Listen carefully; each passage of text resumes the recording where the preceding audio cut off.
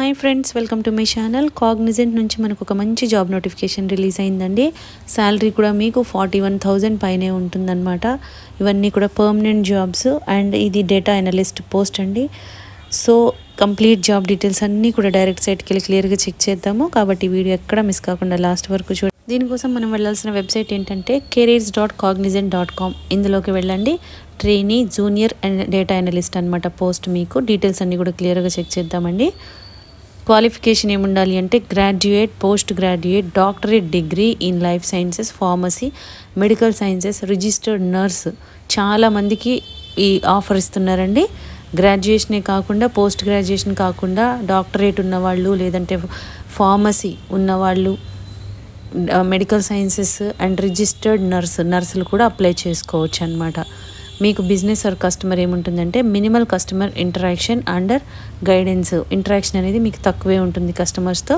Understands domain process or sub process functions, terminologies such as SOP, QC, check list ఇవన్నీ కూడా అర్థం చేసుకోవాలంట. For PV or complaint management, individuals in this role perform data entry of data received from source document in the respective clinical or safety database. While performing this activity, the associate is responsible for meeting turnaround times and accuracy.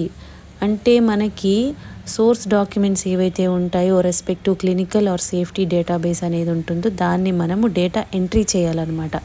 ఇదే ఉంటుందండి job. Data analyst కాబట్టి మీకు data entry job. కాకపోతే ఇదేంటంటే అన్ని medical ఫీల్డ్కి సంబంధించింది అనమాట. అండ్ కోడింగ్ ఏముంటుందంటే perform coding activities on the assigned project with time lines and efficiency. So time line ప్రకారం మనం కోడింగ్ చేయాలి. Import uncoded terms in database and export coded medical terms from coding platform. Import export చేయాలన్నమాట coding ప్లాట్ఫామ్లో. Query management ఉంటుంది. And create new term request and prioritize. New term request create చేసి and prioritize అంటే priority ఇవ్వాలన్నమాట దేనికి ఏది అని. Perform dictionary అప్వర్షనింగ్ activity as and when required. ఈ విధంగా మీకు మెడికల్ ఫీల్డ్కి రిలేటెడ్గా డేటా ఎంట్రీ అనేది ఉంటుందన్నమాట. తర్వాత మీకు project or process handle first level processing of assigned transactions, complex problems or refer to supervisor or line manager. So మీకు ఏమైనా వస్తే కాంప్లికేషన్స్ వస్తే మీరు కోఆర్డినేట్ చేయాలన్నమాట మీ సుపీరియర్స్తో. Adhere to quality requirements and targets given to TAT. So ఈ విధంగా ఉంటుందండి. Knowledge management understand various document templates and standards such as SOPs to interpret the documents and related terminology. ఇప్పుడు మనము డాక్యుమెంట్స్ అనేది ఫస్ట్ అర్థం చేసుకొని ఆ స్టాండర్డ్స్ అన్నీ ఫాలో అవ్వాలన్నమాట. దానికి ఉన్న టెర్మినాలజీస్ ప్రకారం ఆ విధంగా చేయాలని చెప్తున్నారు. People or team management adhere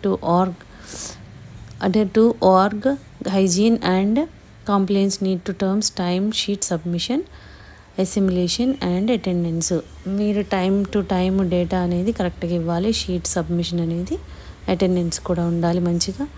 must have skills generative AI, PVKs processing అంటే మెడికల్కి సంబంధించినవి ఉండాలన్నమాట అండి.